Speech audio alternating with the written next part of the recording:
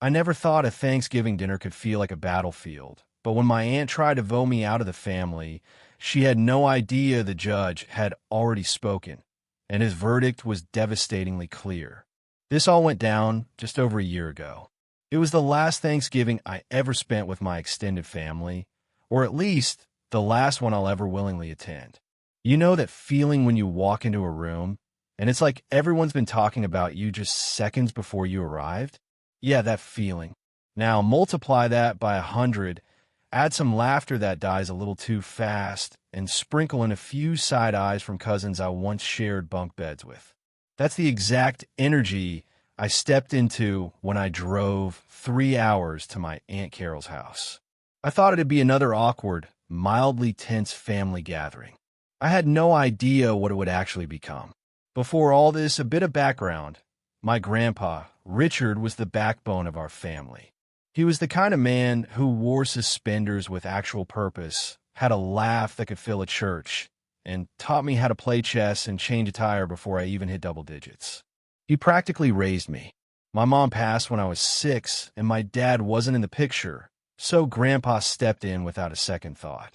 We lived together until I went to college, and even after that, I called him every week, visited often, and helped him out with groceries or appointments when his knees started giving out. I wasn't his favorite grandson. He didn't play favorites, but I was the one who stuck around when everyone else drifted off. And they definitely drifted, especially my Aunt Carol and her kids. Carol, well, imagine the queen bee of a high school who never quite grew out of that energy. Always in control, always knows best, always has to be right. Her son, Brad, 32, is a personal trainer with the IQ of a houseplant and the ego of a C-list celebrity. He moved to Miami years ago and only visited when there was something in it for him.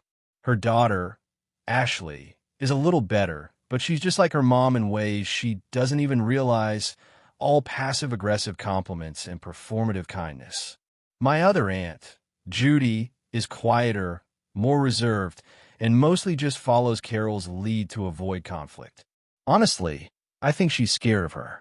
Grandpa passed peacefully in his sleep in late October, after watching an old Western and half-finishing a bowl of Rocky Road. I was the one who found him. I'd swung by to drop off some soup and noticed the TV was still on, his glasses resting on his chest like they always were when he dozed off. Only this time, he didn't wake up. I called 911, then called Carol and Judy. It was quiet on their end, and for a moment, I actually thought they might handle it with grace. I was wrong. The funeral planning was pure tension. Carol immediately took over, acting like she was the CEO of grief, barking out orders, and deciding what Grandpa would have wanted based on assumptions instead of facts. When I gently reminded her that Grandpa and I had talked extensively about his wishes, no open casket, no big church service, just something small with his favorite jazz records playing, she waved me off like I was an intern interrupting a board meeting.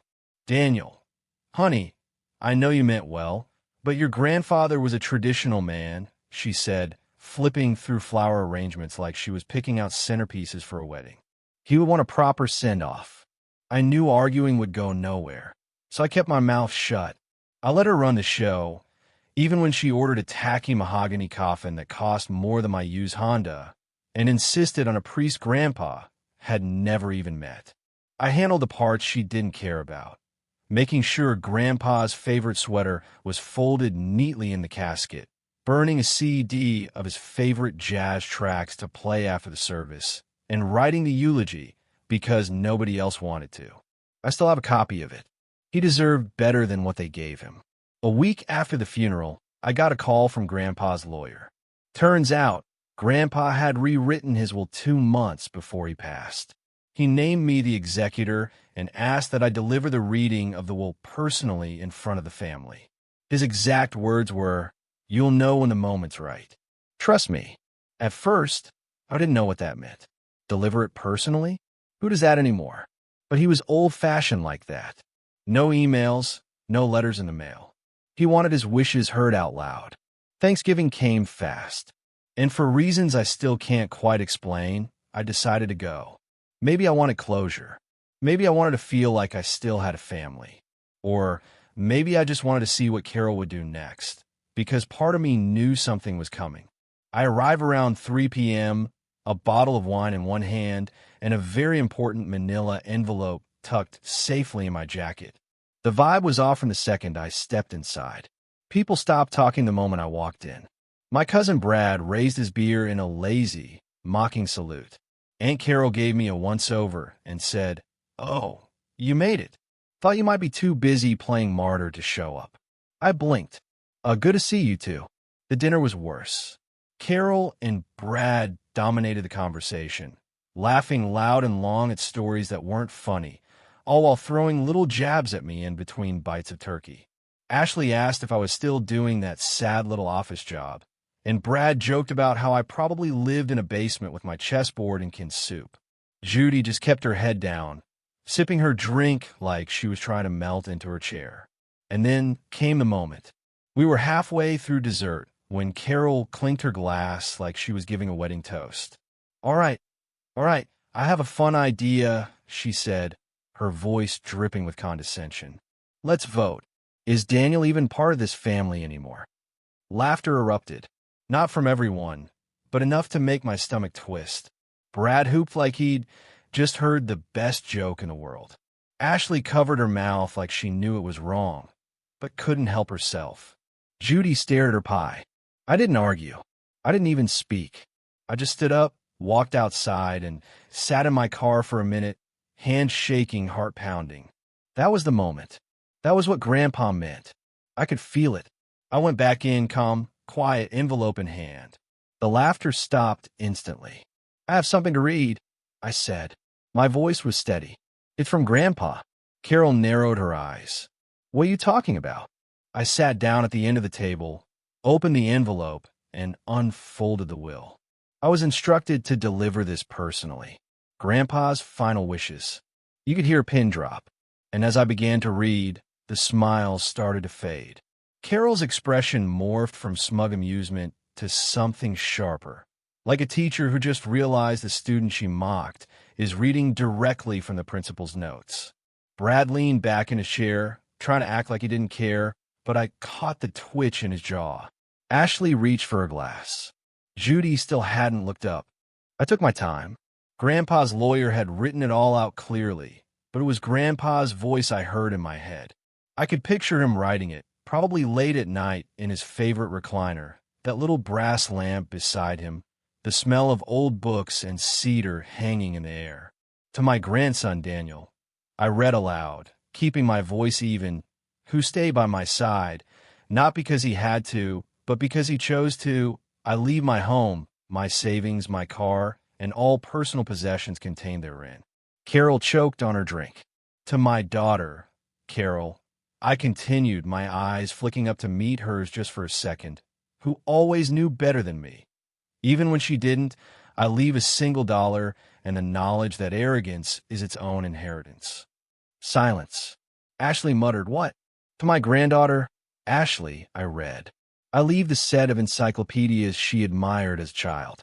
May she one day learn the value of things that don't sparkle. Brad laughed until I turned to the next line. To my grandson, Bradley, who showed up late to birthdays, early for handouts, and never once brought a dish to dinner, I leave the tools in the garage.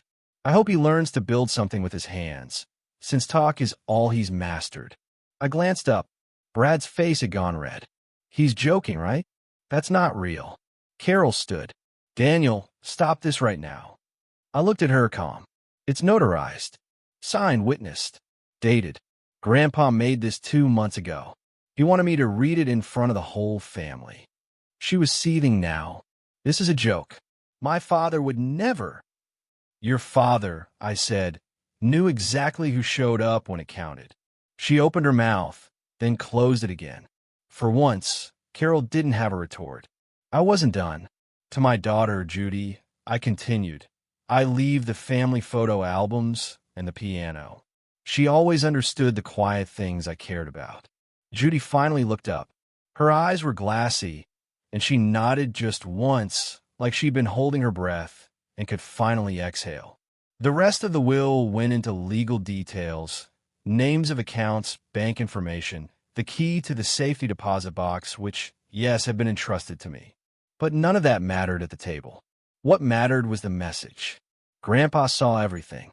The visits, the phone calls, the way Carol hijacked his funeral like she was planning a corporate fundraiser. The way Brad and Ashley showed up for holidays with empty hands and open wallets. He saw it all. "I can't believe this," Carol muttered, finally sitting down like the air had been sucked out of her. He lost his mind. He must have. He was old, confused. He was sharp until the end, I said. "You would have known that if you'd spent time with him." Ashley scoffed. "This is petty. This is vindictive." "No," I said, folding the will and tucking it back into the envelope. "This is closure. For him, and for me." The room sat in stunned silence. Even the kids, Ashley's twins who'd been playing in the living room, must have sensed something because the whole house just felt heavier. There was no more laughter, no more smug jokes. And then, after what felt like a long minute of no one breathing, Carol laughed. A single dry laugh that didn't reach her eyes. "You think you've won something?" she said quietly, fixing me with a glare so sharp it could have cut glass. "You think you're some kind of hero? This doesn't make you family, Daniel. It makes you an errand boy with a lucky break. He's gone, and you're nothing but the kid who warmed the bench while the adults lived real lives." That stung, not because it was true, but because it wasn't. And deep down, I think she knew that. I stood up. "I didn't come here to win anything. I came here because he asked me to. That's more than any of you can say." I could feel my heart thudding in my chest. Part of me wanted to leave right then. Just walk out and never look back. But something told me this wasn't the final act. Not yet. There was still something lingering in the air. Unfinished business, maybe, or just years of resentment finally cracking through the surface. Carol looked like she wanted to scream. Brad was whispering something to Ashley, probably calculating how much this savings part of the will meant. Judy stood up slowly, walked over, and gently placed her hand on my arm. "I'm glad he had you," she said softly. "He needed someone, and you were there." That's when I realized this moment wasn't about the house or the money. It was about being seen, heard, acknowledged. And while Grandpa couldn't be there to defend me in person, he found a way to do it anyway, on his terms, in his voice. I glanced back at the table, at the people who'd laughed when I walked in and fallen silent when I spoke. "I'm heading out," I said, my voice calm but resolute. "You can finish dinner without me." And as I turned to go, Brad's voice followed me. "You'll regret this, man. You think this is over? It's not over." I paused at the doorway, one hand on the knob. I didn't look back, just said, "You're right. It's not." And it wasn't. Because what none of them knew yet was what else Grandpa left behind. I didn't look back as I stepped outside. The autumn air hit me like a reset button, crisp, quiet, real. My boots crunched on the gravel driveway as I walked to my car, heart still thudding from what just happened. I slid into the driver's seat, shut the door, and sat there in silence. The manila envelope with the will sat on my passenger seat, now closed like a finished chapter. But I knew better. That wasn't the end of the story. That was just the prologue. On the drive home, I kept replaying the moment Carol stood and accused me of forging Grandpa's words. I couldn't stop hearing Brad's voice, low and threatening. "You'll regret this." As if he could do anything about it. Still, the words stuck to me like smoke. They weren't just mad about the inheritance. They were humiliated. And when people like Carol get embarrassed, they don't sulk. They scheme. By the time I pulled into my driveway, my phone had already started buzzing. 3 missed calls from Aunt Carol. A voicemail from Brad, slurred and angry. And a text from Ashley. "You think this is what Grandpa would have wanted? To tear the family apart?" I didn't answer. Instead, I walked into my house, poured myself a glass of water, and sat at my kitchen table. I opened the envelope again and took out the second sheet Grandpa had included, the one I hadn't read aloud. He titled it "For After the Storm." It was a letter, handwritten, a little shaky, but still him. It started, If you're reading this, kid, it means you did it. You faced them. I'm proud of you. Now it's time to finish what I started. The rest of the letter outlined instructions for a safe deposit box at First Federal Bank, the one downtown where he kept important documents. I hadn't even remembered that box until I saw the note. Grandpa wanted me to access it only after reading the will aloud, because, according to him, the truth only matters once the masks are off. The next morning, I went straight to the bank.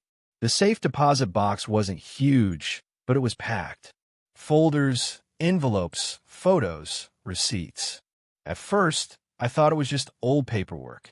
But the more I looked, the more I realized what Grandpa had done. He'd been keeping records. Letters, emails, printed copies of text messages, photos, audio transcripts. It was a treasure trove of receipts on our family. It wasn't malicious. It was intentional, calculated. He'd been documenting patterns for years. Every time Carol pressured him for money under the guise of helping with bills, even when her vacation photos told another story.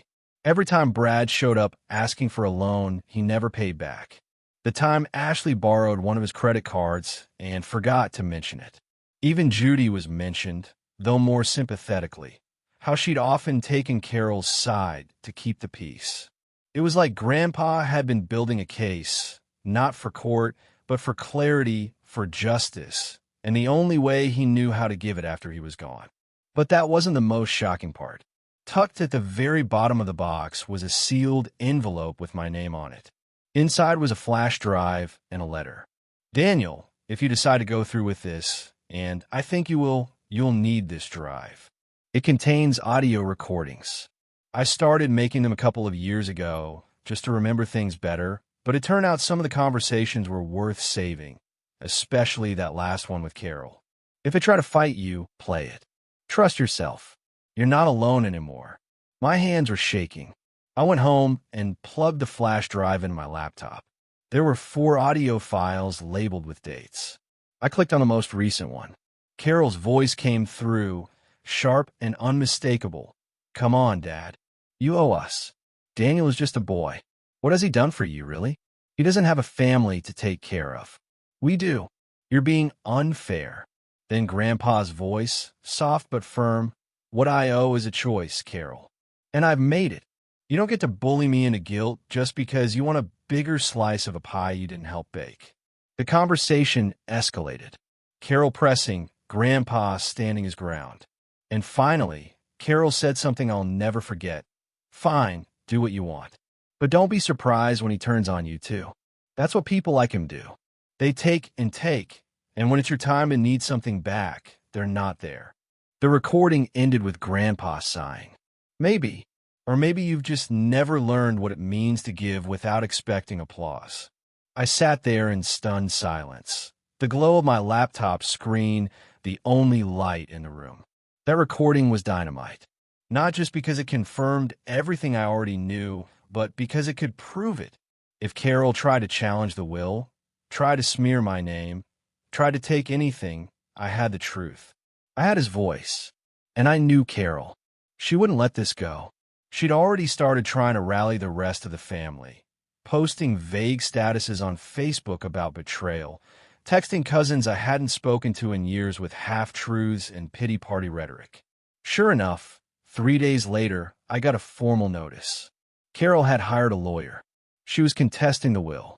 Brad posted something passive-aggressive on Instagram about people who pretend to be family for a payday. Ashley unfollowed me. And Judy? Judy called me crying. Said Carol was furious. Said the whole family chat had exploded. Said she wished Grandpa hadn't dragged her into it, but she understood why he did. I told her the truth. He didn't drag anyone into anything. He just gave him the mirror. The lawyer Carol hired sent me a request for mediation, a formal challenge, citing undue influence and lack of mental capacity. They wanted to argue that Grandpa had been manipulated, that I'd coerced him somehow, that he wasn't of sound mind. I knew exactly how to respond. I sent over a full copy of the will, notarized, the timeline of visits documented, the audio file, everything Grandpa left behind. But that's not the moment it all blew up. That came later at the mediation meeting itself.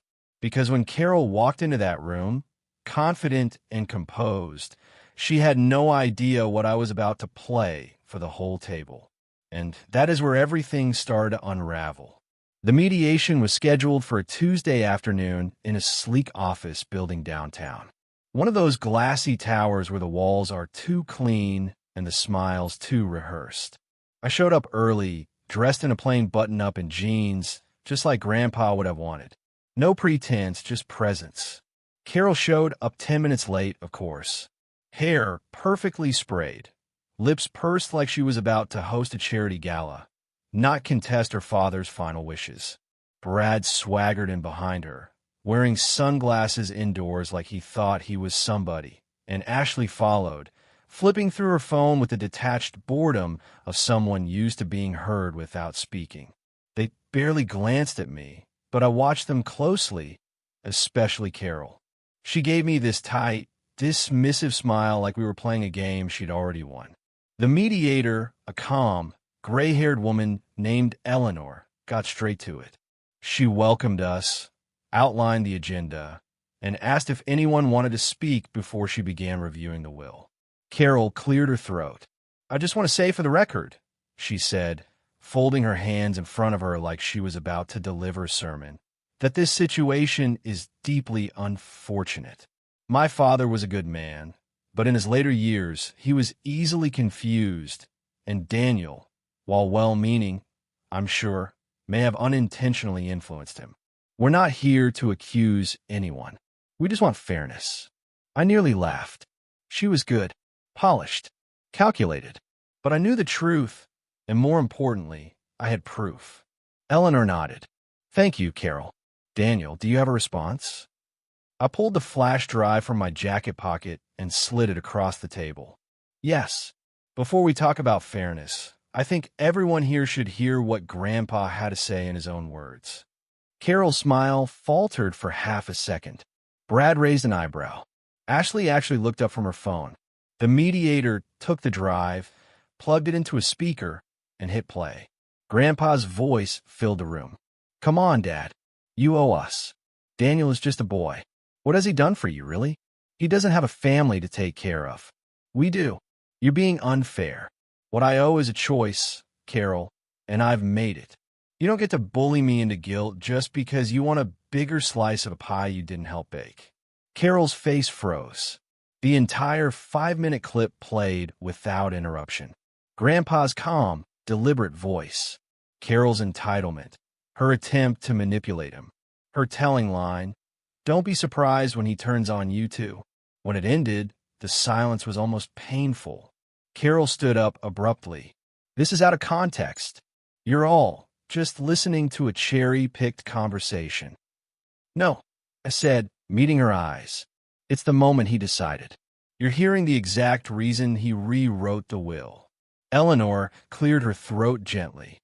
"Carol, your claim of undue influence is substantially weakened by this recording. Legally, your father's mental clarity is affirmed by both the notarized documents and his articulation in this audio. Unless you have hard evidence to the contrary, this case will not hold." Brad leaned forward confused. "Wait, so he really left everything to him? That's it." "Yes," Eleanor said. "The home, the savings, the car, and all personal possessions were left to Daniel.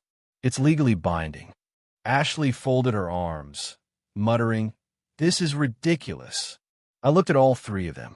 People who had laughed around the table while casually voting me out of the family, who had spoken over Grandpa, dismissed him, taken and taken and taken until there was nothing left but obligation. And now, finally, they had to sit with the consequences. Carol tried one last time. "I raised this family," she said sharply. "I sacrificed. I gave up everything to keep this family together, and this is what I get." "No," I said, my voice steady calm. "You get exactly what he thought you deserved." She stared at me, rage simmering behind her eyes. But she had nothing left to say. The meeting ended shortly after. No further challenges, no appeals, Just bitter silence and defeated glares as Carol gathered her things and stormed out. Brad and Ashley followed, silent for once. I walked out last, not because I was lingering, but because I was letting it settle. It took a few weeks for the dust to fully clear. I moved into Grandpa's house, not to parade anything, but because it was my home, too.